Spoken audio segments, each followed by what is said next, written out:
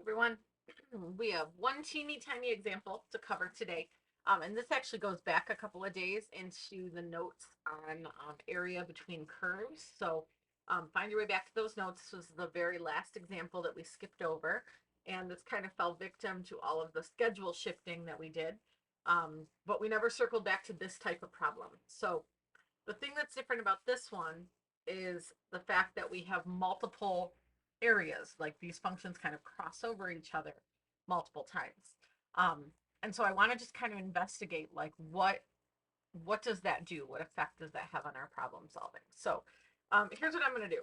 I'm going to just say, what if we do this the same way we always have? What if we just say, I'm going to integrate, and on the left here, this is at -2, and on the right, this is +2.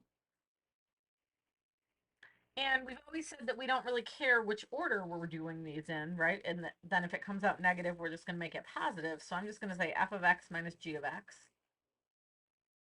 And I'm not squaring or anything. This isn't a cross-section problem. This is just an area. So that's all I'm doing. Okay. So let's try this. I'm going to put f of x in y1. Forgot I had all this stuff in here. So in y1, I'm going to put 3x cubed minus x squared minus 10x. So that's f of x, and then g of x is negative x squared plus 2x.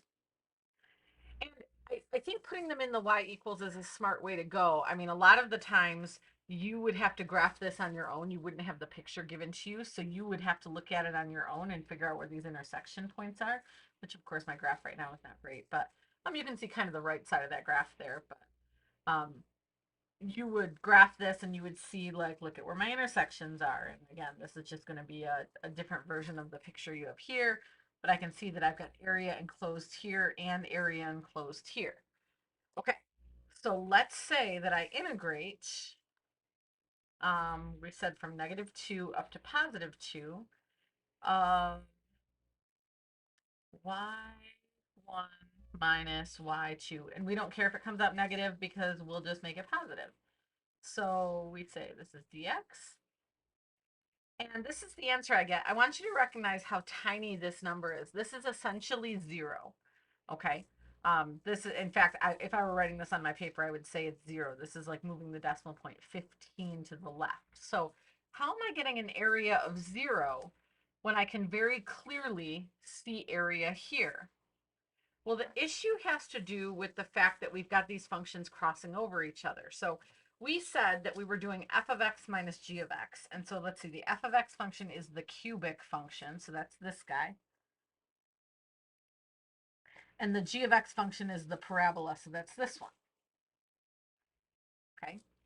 So the thing is, if I'm doing f minus g, for this little bubble of space, that's going to come out positive, right? Because f is on top, g is on bottom. So if I do f minus g here, I'm going to get a positive area. But then when this crosses over, all of a sudden g of x is on top of f of x. And this area then is going to count as negative, all of it, even this area that's sitting up here, because of the order that I'm subtracting. And so when I lump this all together as one big integral, I'm combining like a positive area and a negative area, and that's canceling itself out. It's not always going to necessarily cancel to 0, but it's always going to give you an inaccurate value because this area and this area are being like they're working against each other. So in these situations, always, always, always, always, if you have functions that are crossing more than one time, like if you have area in between that's in like multiple sections like this, you have to do it as separate integrals. You have to set up multiple integrals and then just add them together. And within your separate integrals, it honestly doesn't matter. Like you can you can put the order any way you want and do the thing we talked about before where if it comes out negative you just make it positive. But I'm going to look at this and say, well, I have an intersection here and here and here. Okay, so I'm going to integrate from -2 to 0, and this is where I'm going to do f of x minus g of x.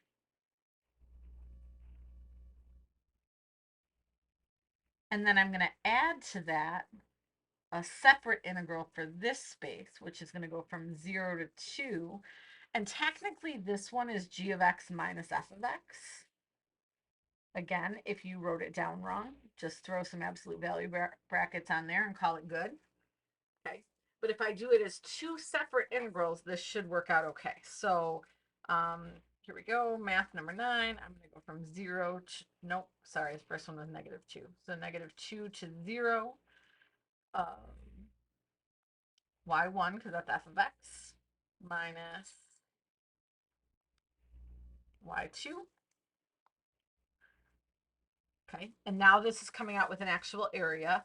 By the way, that looks like one that probably would have been reasonable for me to make you do by hand, okay, where you do an antiderivative, but I'll let you off the hook for right now. So this is going to be a 12 plus. Now, when I do this other integral, technically it's supposed to be y2 minus y1. As far as my calculator goes, though, I'm just going to keep my integral exactly the same. So I hit second enter to bring it back up. And I'm just going to change my endpoints. That's just less buttons for me to push.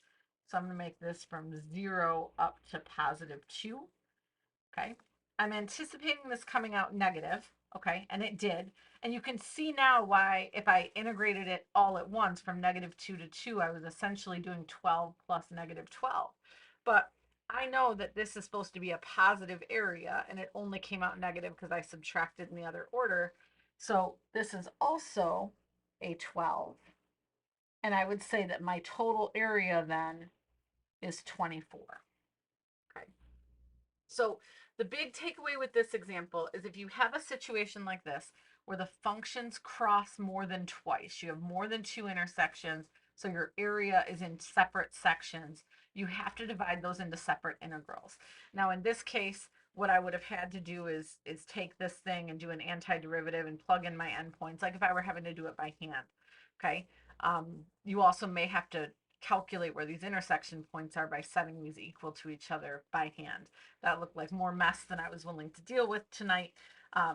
But just know that like those are all still valid things I could ask you to do.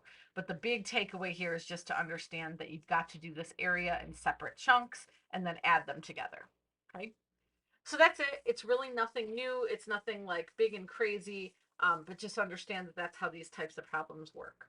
For your homework tonight, and I don't have a printout of your homework here, but in your homework, it really walks you through step by step. It does a lot of like, first find this point, then find this point, then find this point.